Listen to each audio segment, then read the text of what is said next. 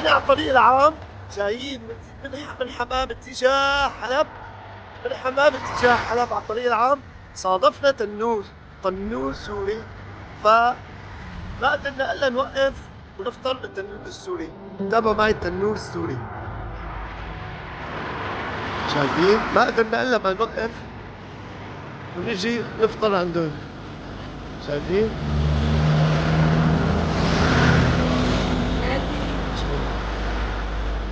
ما شاء الله. Bizi sağ olun.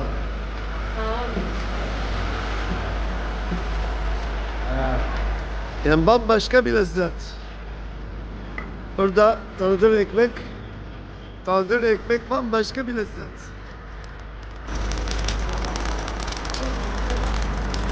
Ben de yapıyorum, ne var? Ben de yaparım. Sen konuş, ben video çekiyorum. Sen de mi yapıyorsun? Ben de yapıyorum. Benim hanım böyle beni çalıştırıyor. Tercüman. Benim eşim de bana yaptırıyor böyle. زوجته هو يقول تعمل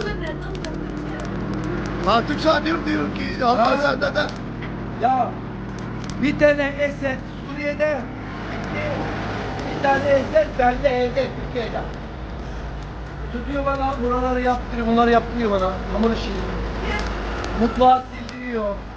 Mutfağı temizliyor. Vallahi.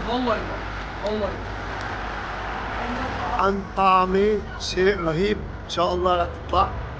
نحن جايين عندنا من المناف، يعني التنور على الطرقات تجاه طريق السفر له لذة غريبة كتير لذة. كل شي حدا حابب يزور سوريا وقف وكل من عندهم نصيحة، شيء يعني ما بتندم. توفيق للجميع. السلام عليكم.